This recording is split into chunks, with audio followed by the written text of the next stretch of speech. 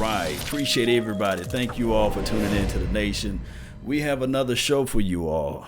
And I'm talking about this right now. You might want to grab your pens. You might want to grab your paper.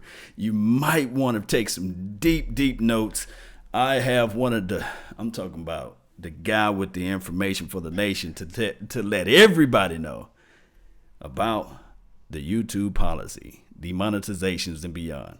Ian, let them know who you are, let them know what you do, and let them know where they can find your content. Well, hey, good night. It's good to see you tonight. My name is Ian Corzine. I call myself the YouTube lawyer because I spend my time making videos for creators to help them succeed in their businesses.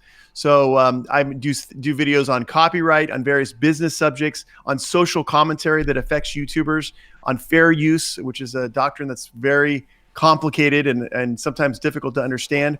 My sole goal is to help creators on YouTube and other social media platforms maneuver this unbelievable amount of law that's now taking place and help them get through it and be successful in their channels and also in their businesses.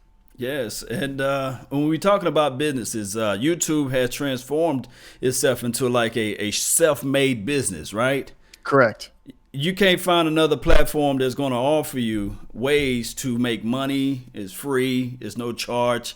You can download as many content as possible, and it is a wonderful tool. But when you have a tool out there, there are some bad guys out there, and I'm trying to be transparent as possible. When I first started my YouTube page, I started off by ripping NFL content and loading it up so that people can see the full entire game. More so that I can see the full game while I'm doing other things,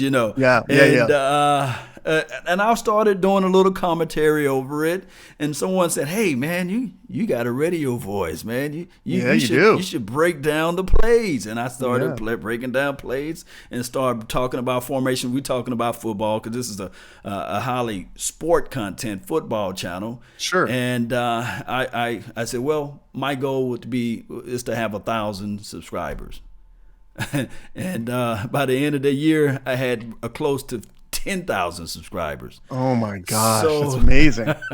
And I got a knock on the door and said, and the NFL police said, "Hey, who is this guy all this taking our content? Put it down." Yeah. So explain to everyone what content ID or copyright and fair use really is.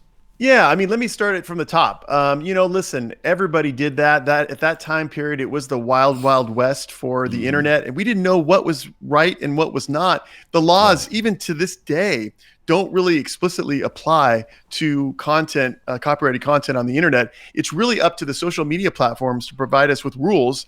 And you can go on YouTube or Facebook or Instagram, and they all have terms and conditions that you can read through to be able to understand what those rules are. But what's interesting about those rules is they're not law. They are just the rules that are loosely governed by the law. So back then, you could get away with that. These days, as you know, because I know you have one of the best channels around, appreciate it. You cannot get away with copyrighted content without what I call fair use. And fair use is a kind of a doctrine out there that exists in copyright law that allows you to post copyrighted content to your channel. However, you have to do certain things to be able to do that. And the main emphasis of fair use is that you have to convert the art. So you would have to convert the copyrighted content to your own. In other words, you have to make it your own and show that it's an actual individual piece of art in itself to be able to use copyrighted content. So a good example of what you just brought up was your commentary on top of football game gameplay. That is a very good example, so long as you're doing it the right way, of actual fair use of video content and avoiding copyright strikes on YouTube.